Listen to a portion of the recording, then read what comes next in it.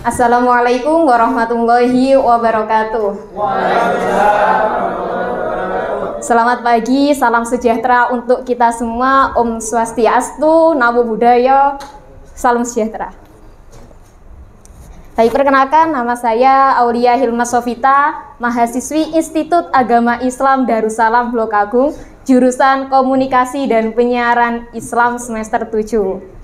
Sebelum saya mulai presentasi, ada sedikit kata-kata dari Peter Drucker, seorang penulis sekaligus konsultan dari Austria. Dia mengatakan, unless commitment is made, there aren't only promise and hopes, but only plans.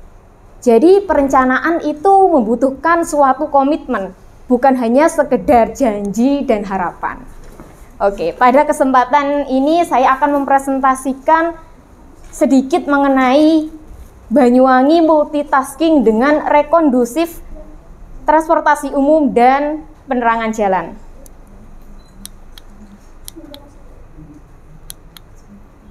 Nah, baik, seperti yang kita ketahui bahwasanya Banyuwangi sendiri itu merupakan kabupaten terluas di Provinsi Jawa Timur, yakni luasnya mencapai 5.728,5 km persegi, bahkan lebih luas dari Pulau Bali ya.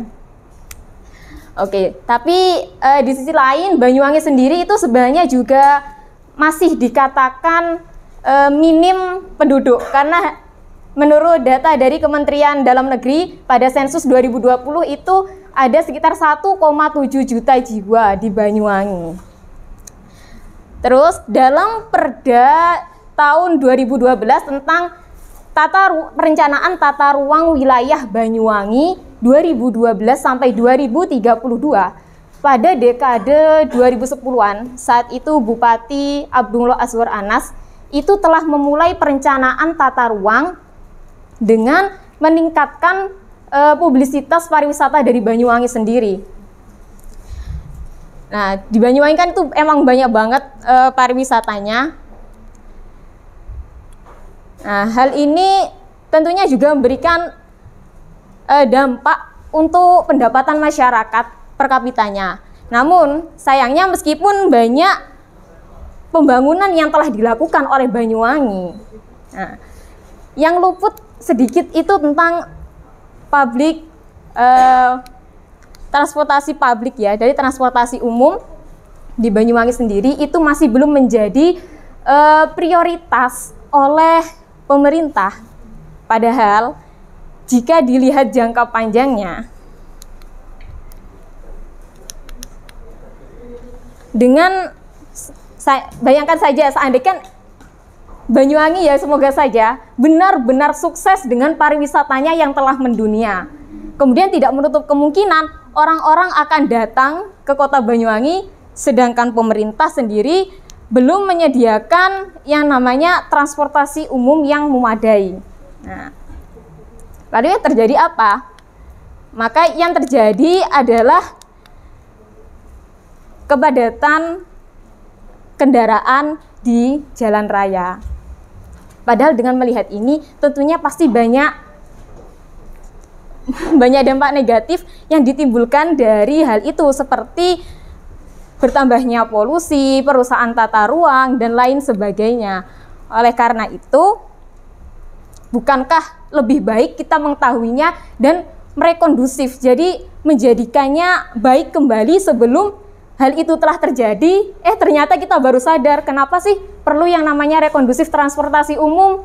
Nah, kalau itu udah terjadi, kita pasti jauh lebih sulit untuk mengkondusifkannya. Kemudian selain transportasi, maka harus juga ada pemenuhan selanjutnya, yakni mengenai infrastruktur jalan. Nah, infrastruktur jalan ini emang banyak banget.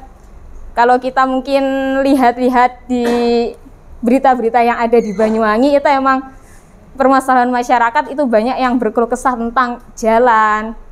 Ini contoh yang ada di daerah Tegal Delimo sama Sumberagung. Bahkan sebenarnya ini juga ada yang jalan itu jalan bolong itu sampai dikasih itu pohon pisang, karena emang rusaknya parah banget. Selain itu juga ada penerangan jalan atau PJU, penerangan jalan umum. Ini juga dianggap sangat miris banget. Bayangkan di daerah-daerah yang rawan banget, rawan kecelakaan, ternyata lampunya juga mati. Ini di daerah Kajarharjo, Kalibaru. Kasihan Kalibaru lagi. Kalibaru lagi. Jadi emang keadaan kayak gini, emang, tapi bukan di Kalibaru saja. Jujur saya sebenarnya itu baru keliling-keliling dikit aja Banyuwangi itu udah kayak lihat, oh ternyata di daerah ini setelah genteng itu juga daerahnya rawan banget, banyak tikungan-tikungan, dan mirisnya lampu jalan nggak hidup padahal ada. Atau lampu jalan itu emang nyala tapi bukan pada waktu yang tepat. Jadi jalan itu emang udah gelap dan penerangan baru menyala. Itu karena kurangnya perawatan dan monitoring untuk infrastruktur jalan sendiri. Jadi diharapkan Banyuwangi ke depannya itu bisa memberikan infrastruktur yang lebih baik, apalagi di daerah jalan yang emang rawan banget kita lihat kayak kecelakaan-kecelakaan dan lain sebagainya. Nah, maka dari itu yang namanya pengadaan dan pengadatan. Nah, pengadatan sesuatu yang harus menjadi kebiasaan masyarakat seperti menggunakan transportasi umum itu emang harus ditanamkan. Tapi dari kita sendiri itu emang harus menyediakan transportasi umum yang emang orang itu berpikir, oh saya enaknya emang lebih menggunakan transportasi umum sendiri karena lebih efisien, lebih hemat, juga bisa berpikir kalau jika diterus-teruskan menggunakan kendaraan pribadi, mungkin sekarang masih belum terlalu terasa. Tapi jika Banyuwangi telah sukses dengan yang sering digembor-gemborkan tentang pariwisatanya, itu pasti memberikan banyak dampak negatif.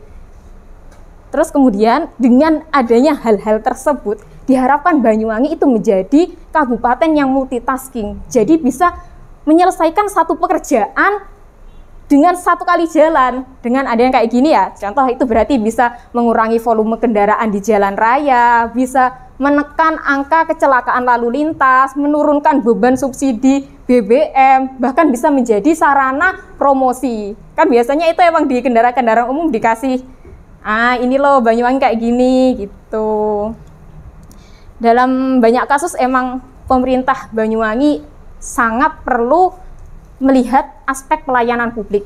Jadi bukan hanya mengutamakan pencitraan untuk menarik pihak luar, karena tanggung jawab utama dari pemerintah adalah mengayomi dan memberikan pelayanan kepada masyarakat yang telah mempercayakan kedaulatan dan penataan pemerintahan kepada kekuasaan yang mereka miliki. Sekian dari saya, kurang lebihnya mohon maaf. Wassalamualaikum warahmatullahi wabarakatuh.